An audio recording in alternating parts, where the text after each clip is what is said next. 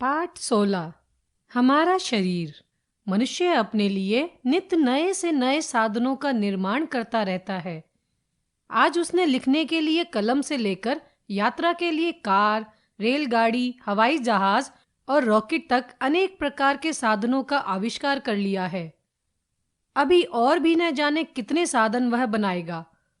पर क्या आपने कभी सोचा है कि इन बेशुमार साधनों के होते हुए भी हमारे लिए सबसे उपयोगी और अनिवार्य साधन कौन सा है? ऐसा साधन जिसके बिना हमारा किसी भी प्रकार का कोई काम हो ही नहीं सकता। शायद आपने अनुमान कर लिया हो, हमारे लिए सर्वाधिक उपयोगी साधन है हमारा शरीर। अन्य सभी साधन तभी हमारी सहायता करते हैं जब हमारा शरीर स्वस्थ हो।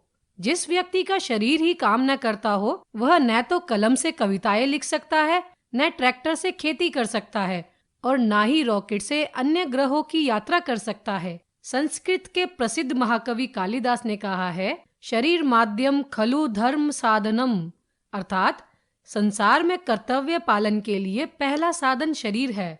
हमारा शरीर एक मशीन या इंजन के समान है। जिस प्रकार इंजन को चलाने के लिए डीजल की आवश्यकता होती है, ठीक उसी प्रकार हमारे शरीर को निरोग रखने के लिए संतुलित आहार की आवश्यकता होती है। किंतु यदि हम बारीकी से इंजन की तुलना शरीर से करें तो हम देखेंगे कि हमारा शरीर एक विचित्र इंजन है, क्योंकि जब किसी इंजन में टूट फूट होती है तो वह अपने आप ठीक नहीं होती, बल्कि उसकी मरम्मत करनी या करवानी पड़ती है।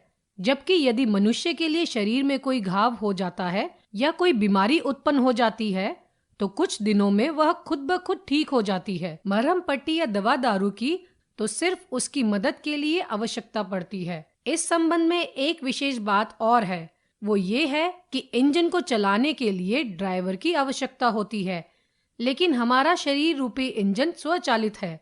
इसमें तभी गड़बड़ होती है जब हम अपने आहार के नियमों का पालन नहीं करते।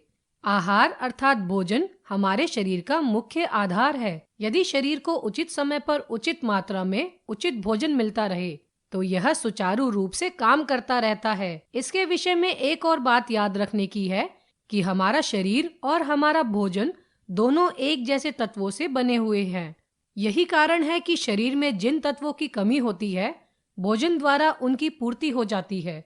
अतः हम कह सकते हैं कि भोजन के निम्न कार्य है: 1. शरीर के आवश्यक तत्व जुटाना और उसकी कमी पूरी करना। 2. दैनिक कार्यों के लिए उसे शक्ति देना। 3. शरीर की प्रक्रियाओं को नियमित करके शरीर को स्वस्थ रखना। इन कार्यों की पूर्ति करने के लिए हमारे भोजन में निम्नलिखित आवश्यक तत्व होने चाहिए। 1. प्रोटीन। प्रोटीन हमारे शरीर की वृद्धि में सहायक होता है। इसके द्वारा हमारे शरीर में नए ऊतकों का निर्माण और पुराने ऊतकों की मरम्मत भी होती है। दूध व दूध से निर्मित खाद्य पदार्थ, दालें, मटर, मेवे, सेम, सोयाबीन, मांस, मछली, अंडे आदि प्रोटीन के स्रोत हैं। 2. कार्बोहाइड्रेट्स। कार्बोहाइड्रेट्स शरीर को शक्ति प्रदान करता है। ये 2 रूपों में प्राप्त होता है, स्टार्च के रूप में और शर्करा के रूप में। गेहूं, चावल, बाजरा, मक्का, आलू, शकरकंद आदि स्टार्च के स्रोत हैं, जबकि चीनी, गुड़ आदि शर्करा के स्रोत हैं। शारीरिक श्रम करने वाले और वयस्कों व बच्चों को भोजन में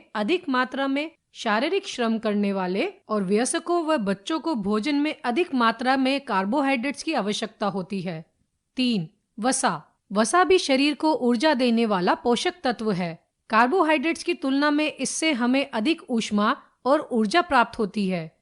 मक्खन, घी, तेल, मूंगफली आदि वसा के प्रमुख स्रोत हैं। वसा की अधिक मात्रा नुकसानदायक होती है। ये हमें मोटा बनाती है और कई बीमारियों को जन्म देती है।